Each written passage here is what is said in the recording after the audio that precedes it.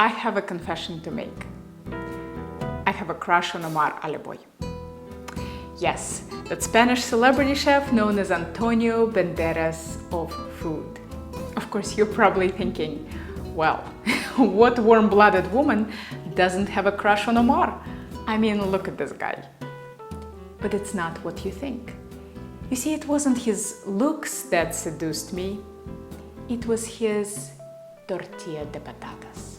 Since there has been a lot of speculation as to my origin on this channel, let me assure you that I'm not Spanish, but I did have my share of tortilla in Spain, and not one specimen came even close to Omar's version.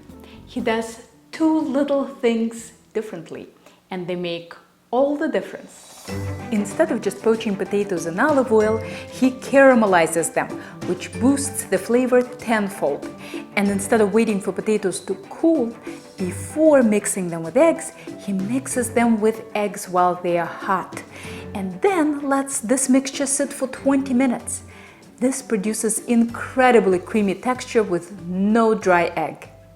We'll start with 2 pounds of Yukon Gold potatoes and 1 yellow onion. The potato type does matter, so please make sure you use Yukon Gold. I prefer to peel potatoes toward me using my thumb for leverage. To peel the onion, cut both sides off, cut it in half pole to pole, and take the outer layers off. Slice onions and potatoes thinly and evenly. When the onion gets unsteady in the end, tip it forward and finish slicing. If you're cutting potatoes on a board, cut them in half first to stabilize them. But unless you have good knife skills, you'll have better results with a mandolin. Just make sure to wear cut-resistant glove to save yourself a trip to the emergency room. Try a few slices and then adjust the knob to get the correct thickness. I'm aiming for 2 millimeters, like this. Pour 1½ cups of olive oil into a pan and set the heat to medium. Sprinkle potatoes and onions with salt, toss gently, and add to oil.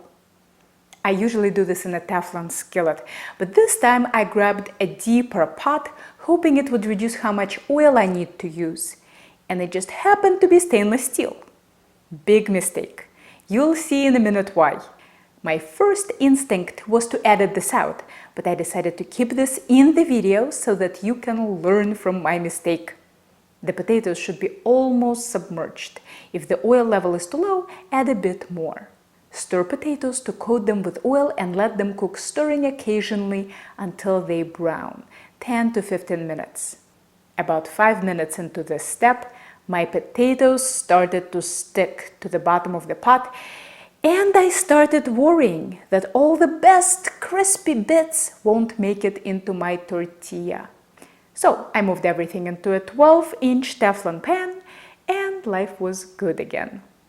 While our potatoes are cooking, let's prep the eggs. Normally 5 to 6 eggs are used for this amount of potatoes, but I've noticed that the yolks in European eggs are often bigger and richer than what I can get in an American supermarket. To compensate for this, I use 4 whole eggs and 3 extra yolks. I'll make some meringue for dessert with my whites, but you can also freeze them. Whisk the eggs together thoroughly until no globs of white are stuck on your whisk when you lift it. Add a pinch of salt and pepper and mix them in. Let's see how potatoes are doing. Look at this browning. The aroma is just intoxicating. We've developed lots of caramelization, and the potatoes feel very tender when I poke them with tongs, so we are ready to dump them into the eggs. Don't wait for potatoes to cool. Take them right out of the hot oil with a slotted spoon and dump them into your eggs, stirring after every 2-3 spoonfuls. This starts the eggs cooking and reduces how much time they need to spend in the skillet, solving the problem of a dry outer layer. We'll let our potatoes sit with egg for 20 minutes, giving the potato starch a chance to thicken the eggs. Don't forget to taste for salt and adjust. If you're not sure, try more salt on a small portion. This is so good, I could eat it now. Don't throw away the leftover oil. Strain it, refrigerate it, and use it for another tortilla or something else.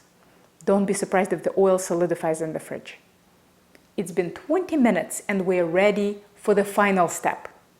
Using a paper towel, brush an 8-inch non-stick skillet with olive oil left over from cooking potatoes and set it over medium-high heat. When the pan is hot, dump the potato mixture into the skillet. They should sizzle. Smooth the top and sides. A rubber spatula works really well for this. Cook tortilla for 1.5 minutes on each side.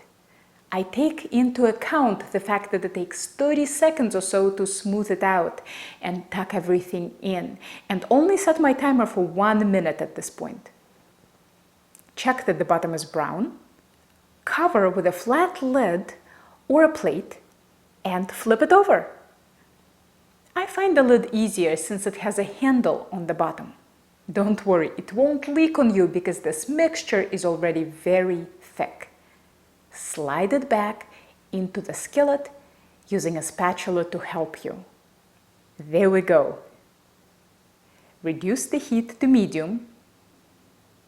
Tuck everything in, which takes about 30 seconds, and cook for an additional minute.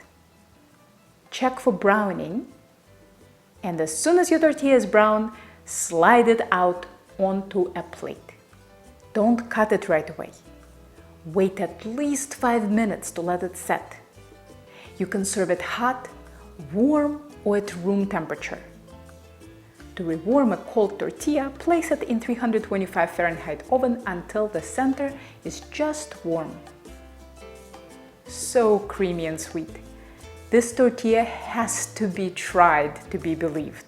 But be careful. One bite of this and you too might succumb to Omar's charms. If you want to watch him making this dish, click in the upper right corner or on the link below this video. Next week, we'll put our leftover tortilla oil to good use and cook gambas al ajillo. Yes, those addictive garlic shrimp. So stay tuned. Don't forget to subscribe to Helen's Kitchen channel. And if you're ever in the Boston area, well, maybe I'll see you in my tapas class.